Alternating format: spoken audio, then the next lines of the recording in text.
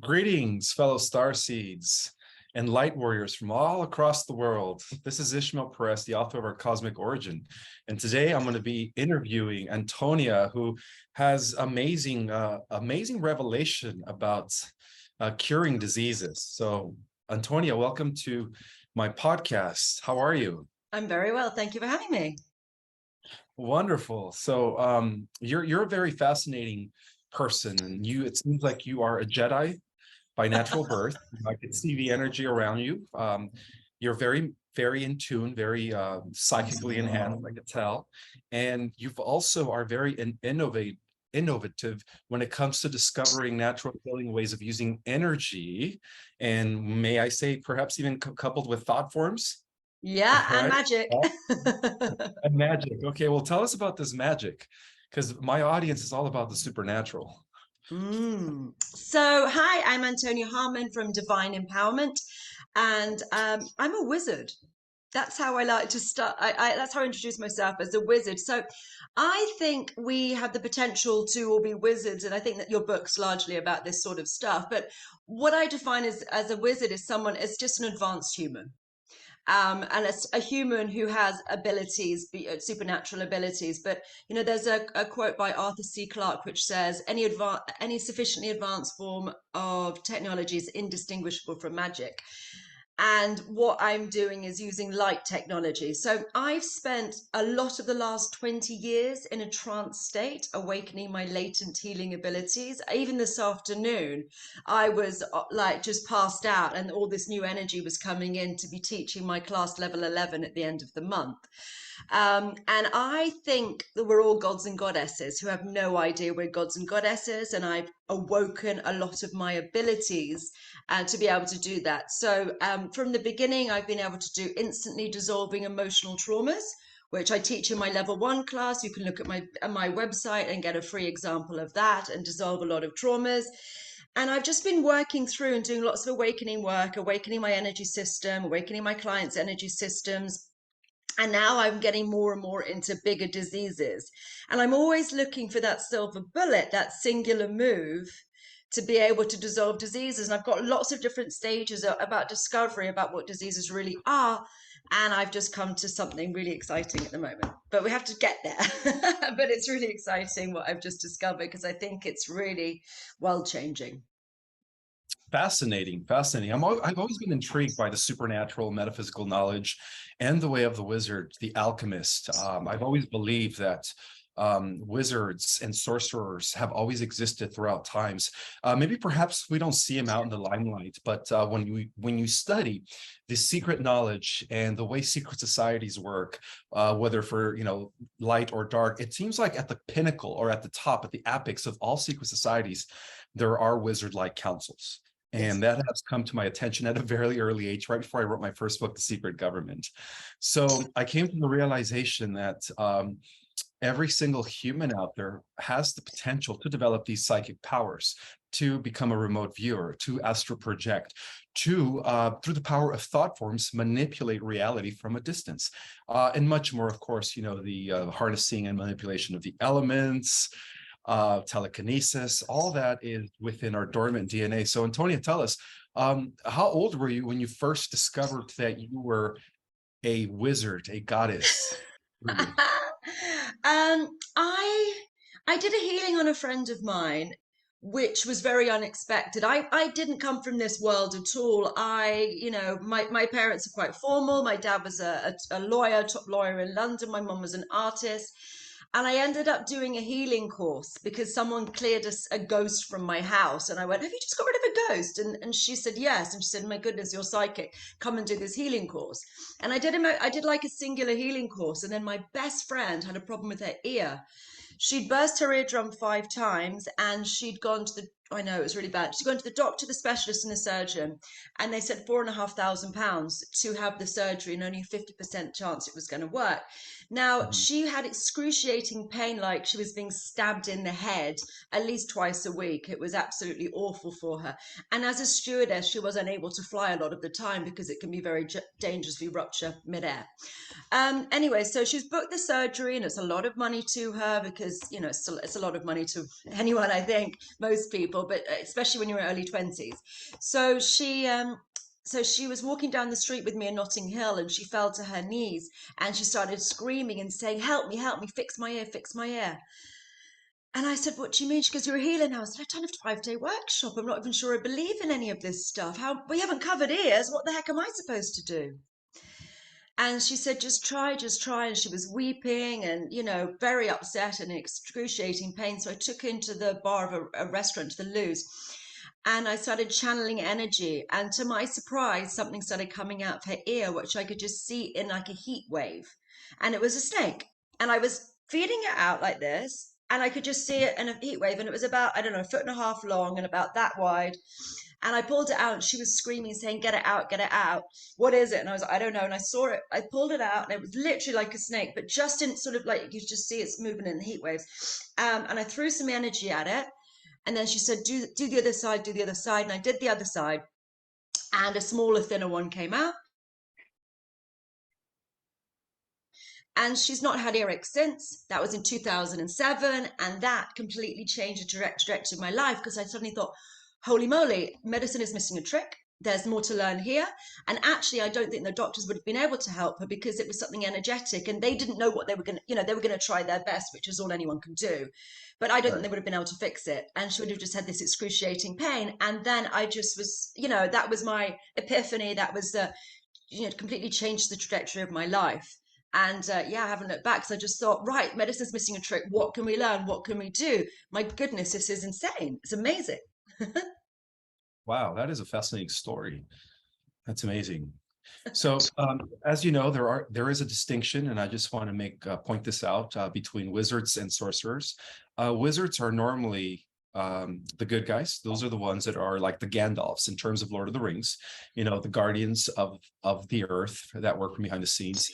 Many have associated them with the ascended masters, who still operate from behind the scenes, who have the ability to integrate their subtle energetic selves to become immortal, right? To ascend and integrate their physical form and not die or age.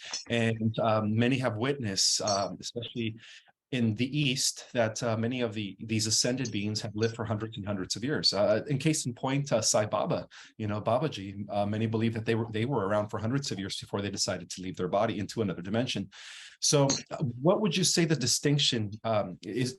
No, I guess my question is, would you agree that there is a distinction between the dark arts of the necromancers who are into sorcery, that are working the dark magic of the, whatever you want to call them, the dark lords, right? That are controlling the cabal, and then there's also the white magicians, the white wizards that are not considered necromancers or sorcerers. Would you agree that there's a distinction between these two? I always did, and then I heard something a few weeks ago which confused my brain, and maybe I don't know. I don't know. Let me tell you what I heard, and you tell me what you think of what I've heard. Sure. So I always assume that sorcerers were the bad guys, as you've just mentioned.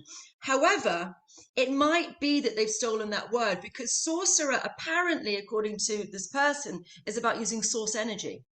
It's about source. Okay. I'm not sure. I'm not sure if they've changed that word around to mean the bad guys when actually it's about using source energy. I don't know. There definitely are good and bad guys, but I'm not sure if a sorcerer is the bad guy or not. What do you think?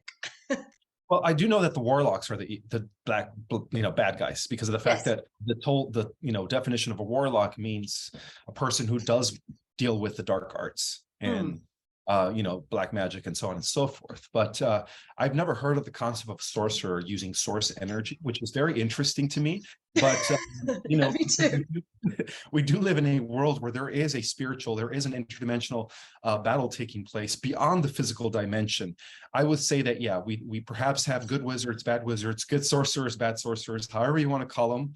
And at the highest level of all secret societies, from what I've discovered, is that we do have a council of wizards. We do have a council of sorcerers. Does that make sense? Yes. And anyway, so yeah, they're still around. So I've got something, so I've discovered something. So let me tell you about one of my discoveries, because this is about wizardry and it's about disease. And I think once you've got this down, I think you may be enlightened. So I've got something to share with our audience. So I think mastery of gas, liquid, solid, and solid, liquid, gas of the elements is enlightenment, as I see it. So basically, let me tell you about how that works in disease and how it works in generally in the world. So when you have a disease, dis-ease, lack of ease, which everybody hopefully knows already, but I think it comes in a gas form. So, you know, when you hang around somebody who's sad or angry or upset, you spend 2 seconds with them and they're radiating. You can feel it in their energy field. If someone's depressed, someone's anxious, it pulls you into that and often can make you feel that way too. So it's like a gas hanging around them. They sort of smell of it, they feel of it, it's around them. So gas-based diseases are thought-based diseases. Then we've got liquid-based diseases. So a liquid-based disease would be something like a chronic pain. Backache, for example, is sometimes a 2 out of 10, sometimes a 10 out of 10, and its location moves around just a bit. It can be an inch to the left, an inch to the right. So it behaves like a fluid. A cyst is another fluid, is a ball of fluid. So if we remember from our chemistry and our physics from school, how does a gas become a liquid? Well, it's about running out of room, slowing down and cooling down. So if you put enough gas into a container and it keeps on filling up and filling up and filling up, it will eventually become a liquid as it slows and cools. And that's what diseases are. It's frozen trauma. So enough gas, enough of those thoughts. So enough of us, for example, for backache, getting fixated on not feeling supported. And lower backache is about financial worries, which I mean, I think people have got a lot of those at the moment. But enough of those thoughts condense, becomes a liquid-based disease and a solid-based disease, because a solid is the same thing. Enough gas becomes a liquid, becomes a solid as the molecules slow down and cool down. So a solid-based disease would be something like a tumor, because it's, if you press a tumor, it's hard as a rock, but it's basically densified thought forms. So I think that's what that is. And mastery of this means you can do a lot of things. So I like to give the wizard examples. Right, Merlin. Mm. Merlin put the sword in the stone.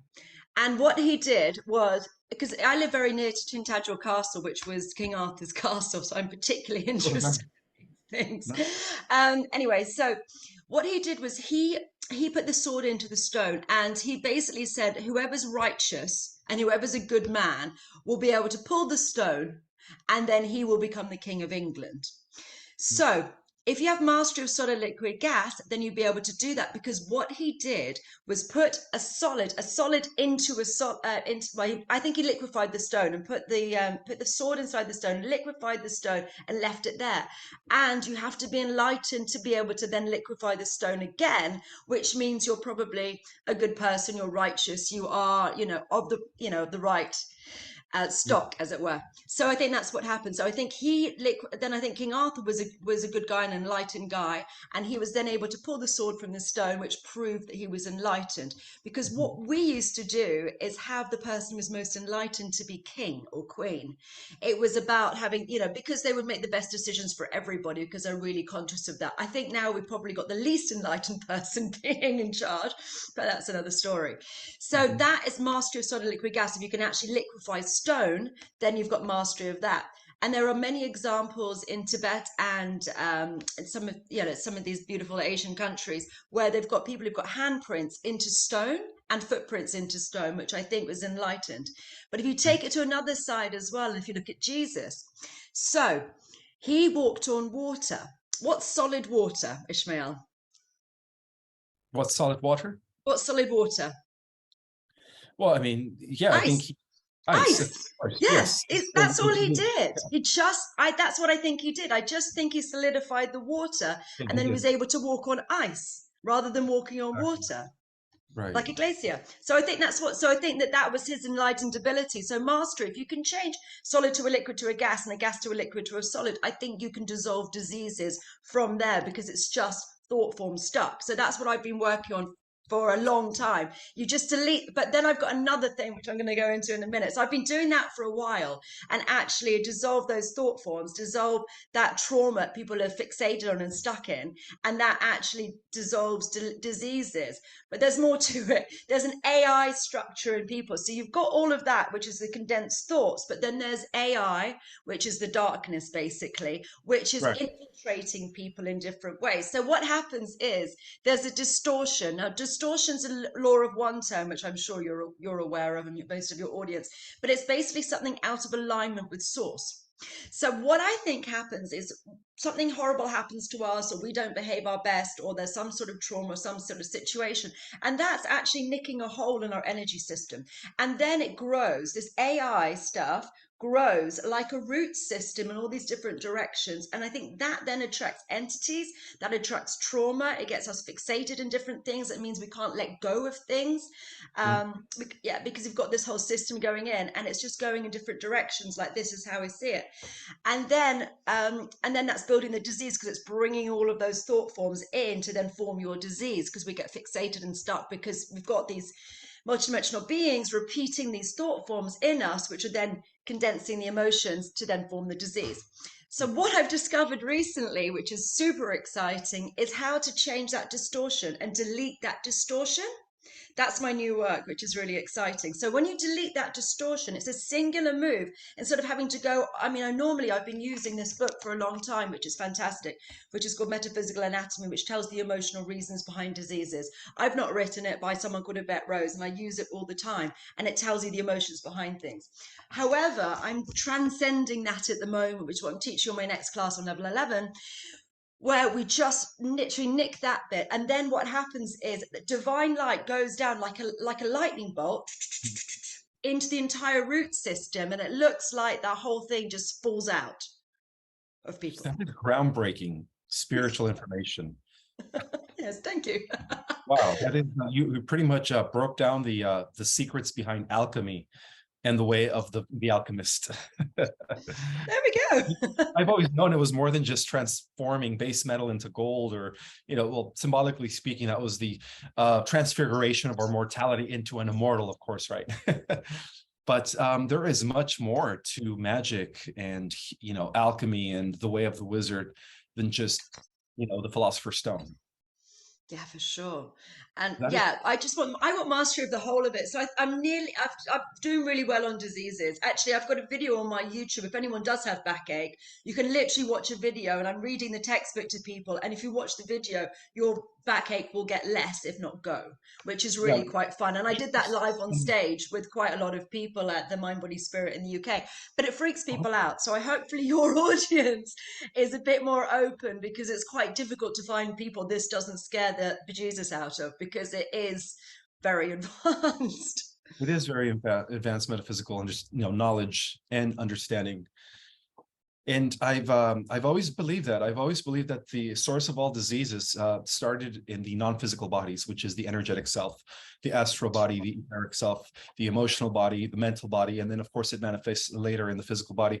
And one of the things that I talked about in my book, I believe in the introductory is, oh no, I'm sorry, not the introductory, chapter 4, our cosmic origin, or spiritual beginnings, was the fact that the reason the modern day conventional medicine could never find cures for anything is because they're tackling things from the physical perspective. They forget to they forget about the spiritual. They forget that we're more than just a physical vessel. They forget about the subtle energetic vehicles that make up our physical body. Yeah. And they get that within the energy field. That's where all, like you said, first it starts off as a gas, and then it liquefies, and then it solidifies. That's a perfect example of how illness begins. And so one of the things that I talk about there is that when we come to discover the spiritual component of mankind, then we begin to understand the cure and the root, and how to cure all diseases. And Antonia, you pretty much just nailed it. You nailed it. So I wanted to give you like 100%. So, what people don't really notice, or most people are unaware of, everything goes from a gas to a liquid to a solid. So, just an example, my pencil. So, what happens is we think of it. So, someone designed this pencil. So, they think of it in their mind. So, thoughts are gases. So, they go, oh, okay, what's this pencil going to look like? And then that's the thought form, that's the gas. And then they design it. So, they may design it with a pen on a piece of paper, or they may design it on a liquid screen. A computer is a liquid screen because it's constantly moving, and then it manifests into the physical. Every single thing that was made man-made, and probably a single thing made by source, has gone through those stages from a gas to a liquid to a solid. That's how everything's created. Sometimes you can miss out the design stage and just build it straight into the solid, but most of the time it goes through those stages. It's just creation. It is. And I've always believed that, I believe that before the manifested or before the tangible world, or what they call in science a simulation, there was, thought forms, there was the mental universe, everything was mind. And then before the mind state of existence, hold on one second, everything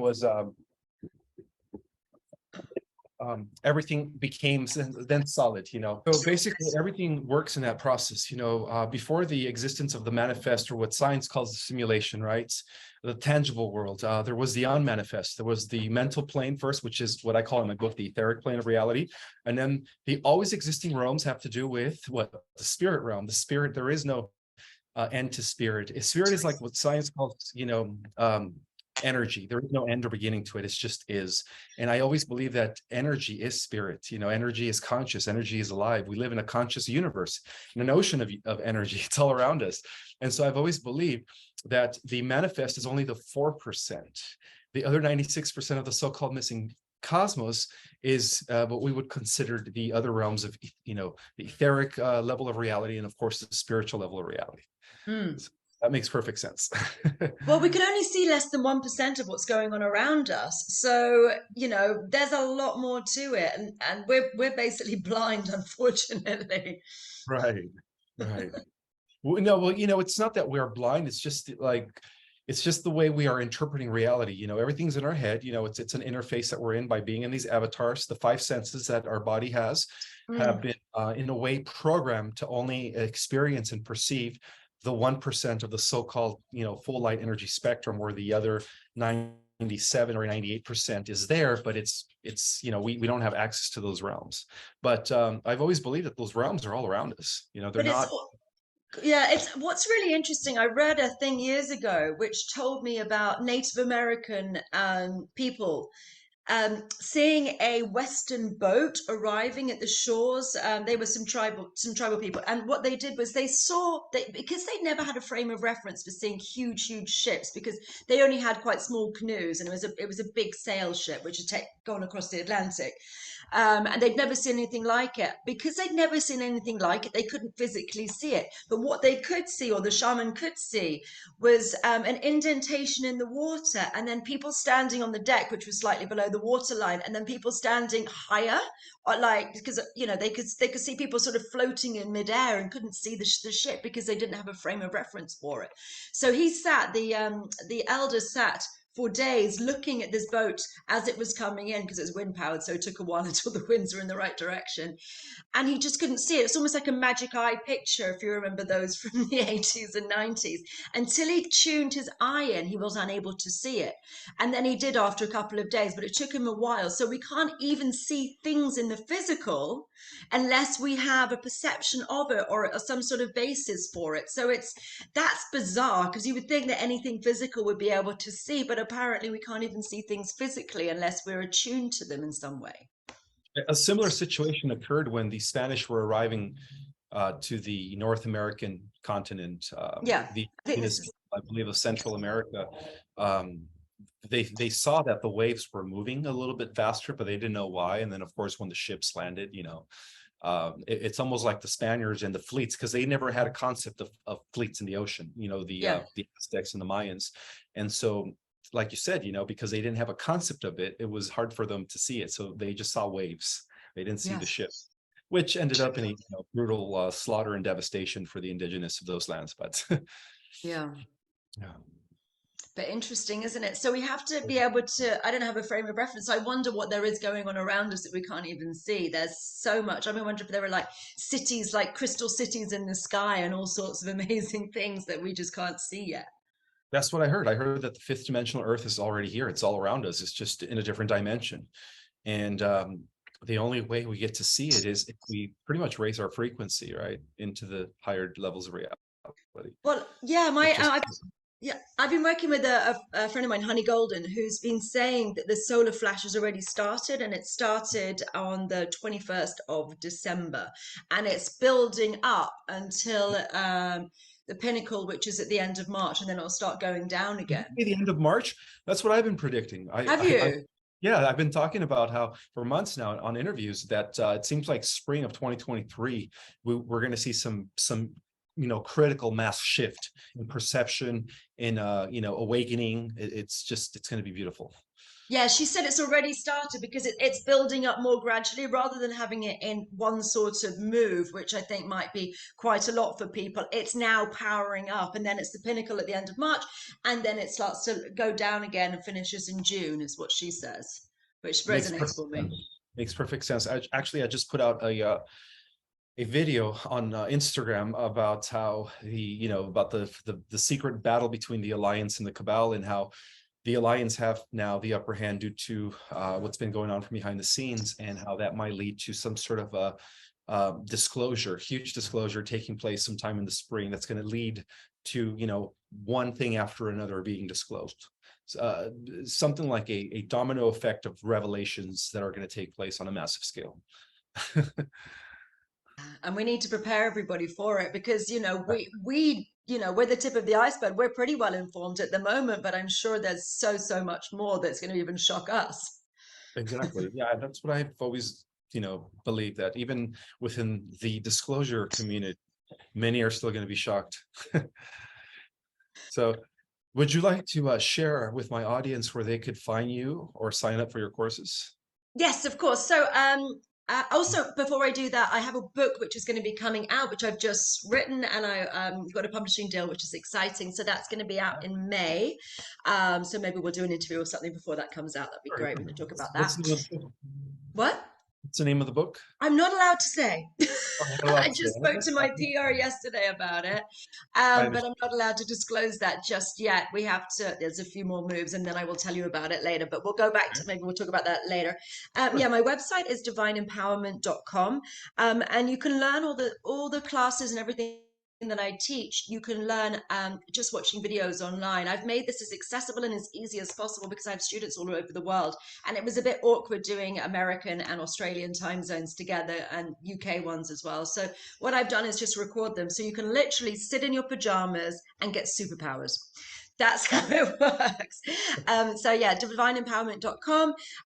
I can do, yeah, why don't I do a little deal? So yeah, each course it's £333, and then you can do like level 1, 2, and 3 together, which is 799. But I'm just gonna I'm gonna tell my people, but I'm gonna do Ishmael 10 as a discount code for any of your audience who want to do one of the courses and get 10% off, or a healing with me or one of my practitioners. Everything's available online. As I said, we're doing level 11 shortly, which is going to be at the end of the month. And then we're going to be doing a lot more in distortions. And we're working out, I've got so many distortions for so many different things. We're doing ones for parasites. We're doing ones, because it looks like parasites is a big part of diseases as well. I think they're energetic and physical parasites.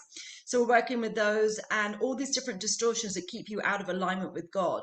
So it's a load of different bits and bobs. And also in level 7, we expand people's chakras because I think that they are prison cells, and the meridians are actually keeping us small, basically. So what we do is we remove the cell structure to them, and then they expand. And I've had my meridians checked by Chinese doctors, and they are very weak, if not gone. They've been going and going, and I should really not be in any good health without meridians, according to what we've been told. But I think they're just prison cells keeping us, rather than working holistically, they're keeping us compartmentalized. So our energy systems aren't very strong. So we shift those in level 7.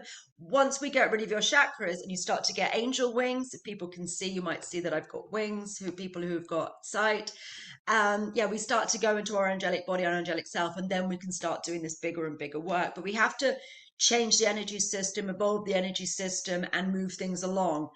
So I do all of that stuff is all online, and then you start to be able to do the solid liquid gas and then the distortions and all of that. So it's all on videos.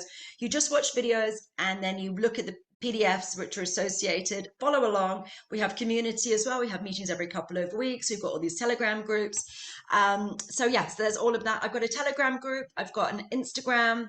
It's all under Divine Empowerment and Antonia Harman, but it's divineempowerment.com. So if you are interested in taking a course, then please just go to my website, sign up with the code Ishmael10, and you will get 10% off and join the wizard army and the angel army. Angel wizards, that's what we are. Yes, we need to make more Gandalfs and Jedi Knights out of people. I That's do. what we I've need. always resonated with Jedis. They are cool. And I did martial arts training as well. I started in martial arts because I just was interested in energy manipulation. I just was really interested in that from the beginning. So I sort of started that way because I reckon we're going to be able to do really cool Jedi stuff at some point, and I'm really into that.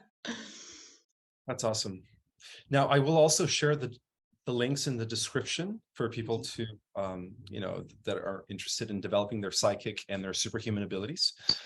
And I'm sure a lot of people will, because that is like what's in these days, the superpowers, the dormant DNA, the activation, the upgrades. I think that's what's keeping us all motivated, and we have something to look forward to, I guess. And the thing is, the sooner people start on this, the better it's going to be as the solar flash goes through. If you've already started with your superpowers, then Mhm. when all this energy comes through, it's just going to be upgraded, upgraded, upgraded. If you can start quite high up, then one, it's going to be easier on your physical body, and two, Mm. you're going to have more abilities. And having supernormal abilities or supernatural abilities, either one, it's really badass. It's really fun, and it makes life a lot easier. So, I mean, from level one, you can dissolve traumas.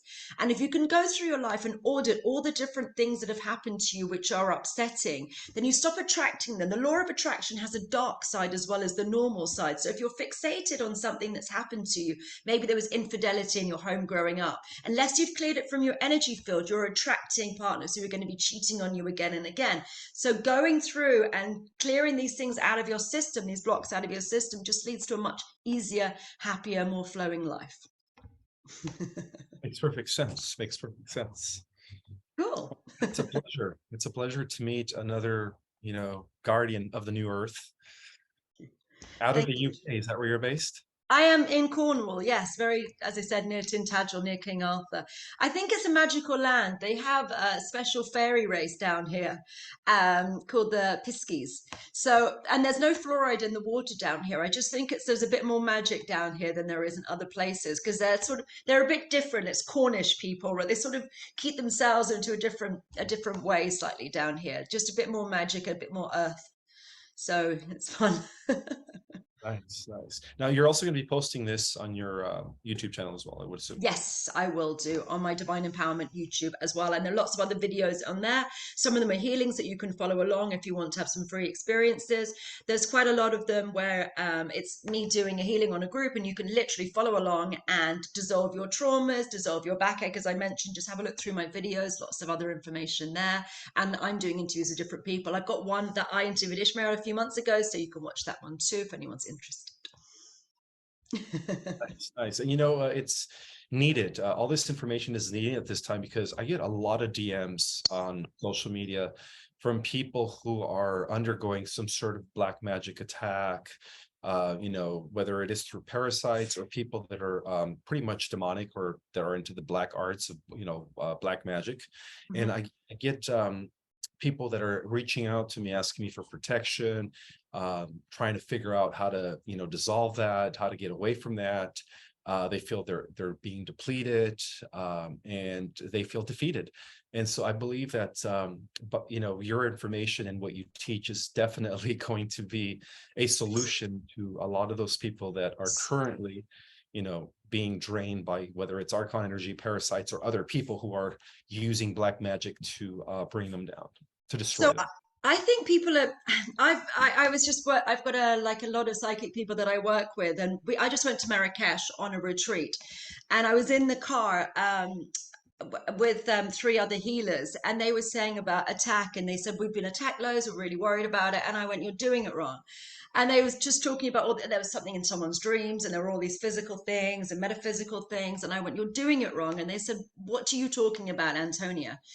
And I said, because what you're trying to do is protect yourself. I mean, I understand that we need protection, but I've developed a way which I think is working smarter, not harder. So what happens is, instead of putting a lot of protection around me, I Mhm. offer, and I've actually built universes metaphysically for different beings. So what I do is they come to attack me, and most of them are slaves. We have to understand that all of these beings, there's a hierarchy, and there's more and more of them up there. And we think that we're under attack, but they are starving and they are slaves. So I offer to portal them to paradise.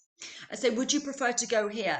Because a lot of people are sending them back. They send them back to where they belong, for example, but they belong with the slave master. What I do is I free slaves. So what I do is I said, would you prefer, and I'm a big slayer. I am a slayer, and I can, I am pretty righteous with a big sword, and I'm formidable in that way. But I offered them, lead or gold. Do you want me to slay you, or would you rather go to paradise? And I've created universes beyond universes, and so they can go and live out their lives in paradise.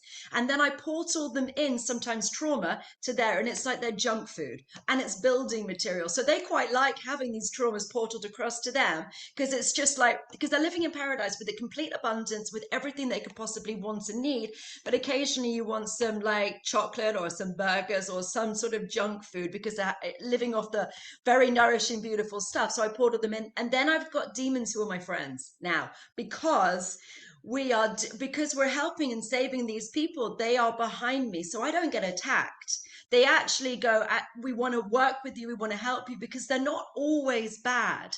Some of them are actually just slaves and they're trapped. And if you can actually free them and help them, then I think it turns everything around. So you don't need to always be protecting yourself. You just need to be working a bit smarter and sending them onto these different universes where they can live out their life in harmony and happiness. And then I've got a good reputation around all these beings as this, a divine travel agent is what I like to call myself with these people, with these beings. And I portal them to paradise. So I don't protect myself in that way. And that's that's what I teach as well, is how to stop, not have to worry about the protection. Because sometimes we can put, and I've done this myself, put so much shielding around us, but we've got portals open within us. And what happens is, unless we shut down all the portals within us, we're actually trapping them in sometimes. And that can cause you a whole lot of problems as well. So yeah, I just literally divine travel agent portals, send them to the light, well, not to the light, somewhere they are comfortable, happy, and can live out their lives in harmony with their friends and family. So I prefer being a divine travel agent to a slayer. Interesting. So not only have you slayed demons, but you have actually freed them from their slavery and directed them back to source. Yes, or to where they want to go. So Where they want to sometimes go. it's not source. Sometimes it's like a little play planet that they want to go to. So I built universes for them. I've got so many different planets because they're all different species and they want different things. So you put them in different places and give them options, which are places which are appropriate for them, because you don't want to put the wrong people with the wrong people, because that will cause problems. But you just, you give them options when you go, which planet would you like to go to? So I sort of get them to a gateway, and then they get options about the ones which are appropriate for them. Rather than going back to source, not everyone wants to go back to source, because that could mean the end of, they're reincarnating from there. They don't necessarily want to reincarnate or die. That's when you slay them, they go back to source. But you just go, here, would you like to go to paradise? Here's a one-way ticket to paradise. And they go, oh, yes, thank you very much. I've never heard anyone say it that way. That's interesting. So giving the opportunity for demonic entities to go to a paradise-like world in which they would stop wreaking their havoc here in our world, right? When you direct them over into this universe that you created, they stop their shenanigans here, and they stop Yes. pain on people. And That's then they help me. And they honestly do. I was working with these psychics, and we were doing some things in tunnels, and my psychic friends were saying the demons are here and they want to help. And they were like, what the hell's going on? Why are they helping? We want to clear these things. And I was, oh, okay, that's quite fun. So yeah, I've got divine travel agent is the way to be doing it. And occasionally I have to slay, but normally, it's like in the prison movies, if you get the big guy, then the little guys go, okay, fine. But, and I very rarely do it these days. I don't need to. But if you start slaying, then everybody hates you, and there's this whole war, and you're always battling, and there's just a thing. If you just go, here, I'll be a divine travel agent, you can be freed and live in paradise. It seems to work out better, and it's just a smarter way of doing it as far as I'm concerned, because everybody wins, and I'm always looking for an everybody wins situation. That's what it's about, an everybody wins situation, because ultimately even the fallen angels were once children of the one God, and they still are in a sense. They're just playing this dark role, and they have been. Yeah. Yeah, it's I believe that the time does come when we do redeem the fallen angels as well. Yeah, I think everyone can have it. And the thing is, if it feels like we're being victimized by them. And there are some, some truly, truly evil beings, but I think there's a lot less of them than we realize. I think most of them are slaves, or they've been indoctrinated. And if we think about, would you steal a loaf of bread to steal to feed your family? I think everybody would do that. So if you think about it in those terms, that they're just indoctrinated and that's what they're doing, and if they don't attack us, then what's going to happen to them? We have to understand that there are consequences to them. So it's not that they're necessarily evil and trying to hurt us. It's just that that's the only option that they see that they have. So as soon as you take that away, give them abundance, go to a nice universe, have as much food and everything as they need, they're cool. They're fine. They're not attacking us anymore. Makes perfect sense. Like when you think of what drives or what motivates a thief to do what he does. He does it because sometimes he's just trying to make a living. Sometimes he's just trying to feed his family. But when you offer, when I think about this, I think like if everyone were to be cared for, if all the resources of the basic resources of food, shelter, were given to everybody on the planet, that would dramatically reduce the crime rate. Would you agree? I would. And actually, what's interesting is they did a study in Bangladesh where a lot of people in third world countries have a lot of children because that's their pension. So you have 10 children, all those children looking after you to make sure that you are cared for in your old age. And in the West, we tend to have, I don't know, between 1 and 3 children, although the birth rate is declining. But they did this study in Bangladesh where they said, look, we will make sure you're cared for in your old age. You will have a pension and be looked after. And they reduced to having 1 or 2 children themselves because they didn't need it. They're doing it for security. So if anyone is worried about overpopulation, all you need to do is make sure people are cared for, and then they go to a more sustainable level. So I think that's quite interesting as well. Being cared for is the most important thing. And if you are not, and if you are worried and if you don't have enough of things, then you're going to do anything in your power to make sure that you're safe and your family is safe. So I just think that level of making sure that everyone's okay is very, very important for sure. Yeah, I guess that's the best way to do things, looking after everyone and seeing how we could resolve things instead of just, perpetuating the conflict. How can we find a resolution, right? And it's also, I do think that, the generational thing. So it's like you hit them and I hit them. And it's just like you just keep warring for generations and generations. At some point, someone's just got to choose love over war and decide that, okay, let's just draw a line in the sand and see if we can make a situation where everybody wins, because this is destruction. We are continuing to destroy each other and it's a never ending vicious cycle.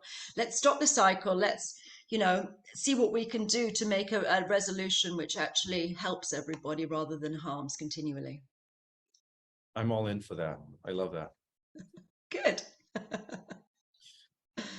Wow, this is fascinating information. I believe that a lot of people are going to benefit from listening to this interview. Thank you. Is there anything else you would like to share?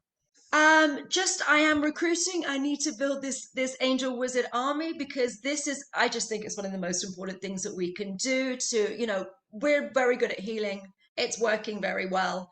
And also you can evolve your energy system. So as we go into the new earth, you are ready and you are safe and you have abilities, and who doesn't want superpowers? I know I do. So I just think I think now is the time to get this work out. I've been doing it for a long, long time, but I think now people are ready for it. And I think your audience, especially, because I think they've been ready. And then also your book has primed a lot of people to understand a lot more, which is a really, really good thing. It's really helped a lot of people to understand more deeply. And this is the work. I think this is the work that you're speaking about in your book. I think this is where we're going with humanity. So that's the important thing. So if anyone wants to become an earth angel or a wizard, then please look me up, Divine Empowerment, and join the courses, get involved. And it's really fun. Honestly, fun is one of my fundamentals as well, because a lot of people are very pious and boring. And I think we need to do that. I think fun is with God. Playfulness is how it works with God. And I'm really playful and really, I just like making this easy and fun. And all I do is switch things on in your energy system, because you, my friends, are gods and goddesses who didn't know. So as I said, I spent years learning how to do this. And all I do is switch on your energy system system. Enlightenment is a losing game. You lose the stuff which prevents you from being enlightened. So I just remove loads of crud and loads of stuff out of your systems, and then you become who you're always destined to be. It's really fun, and I hope you guys join in and become wizards too. I will go ahead and put the links in the description for people to click on. And on a side note, I just came out with my second edition, a completely modified version of our Cosmic Origin. Completely remodified the whole book where it's actually more digestible without any, editing issues. Of course, it reads clearly, and I did add a second chapter. I'm sorry, an additional chapter that's going to segue into the next book. And in this additional chapter, it's all about what happens after the ascension in the future. So it's going to be good. So where can everyone find you, Ishmael? Because this is going on my channels too. I do have a website now. It's called ourcosmicorigin.com, C-O-M. It's just all one word, ourcosmicorigin.com. You could find all my social media links, my YouTube channel. And then, of course, you could order my new book from Amazon. But you do have to click, because right now it's only available as a hardcover. So you do have to click the bottom right where it says hardcover. Otherwise, you're going to get the old edition. And you don't want the old edition. Trust me, you want the new edition. Because it's more digestible, guys. You won't want to put it down. You won't want to put it down. So I'm going to order it right now. Nice. Yeah, I think so. Why not? So yeah, so everyone can find you as well. Your book is fantastic. I really think it's helped a lot of people to open up and learn a lot of our history and what's really going on in the world. And I think you are trending because I just think it's resonating for people in such a big way. Thank you. Yeah, it's I feel like I'm fulfilling my purpose here as a starseed, so I'm excited. And I hope everyone else can start fulfilling their purpose as starseeds as well. It's time. It's time. This is a call to arms. It's time, everybody, to start. And whatever it is, whether it's my stuff, divine empowerment, whether it's whatever your purpose is, it's time to learn it and start to live it, because this is what we need: is more people working with their purpose and in their divine mission. Yes, it's time to discover and develop our inner, our divine powers. You're absolutely right. Well, thank you, Antonia. It's a pleasure. And we will chat again another time. Thank you so much, Ishmael. Right.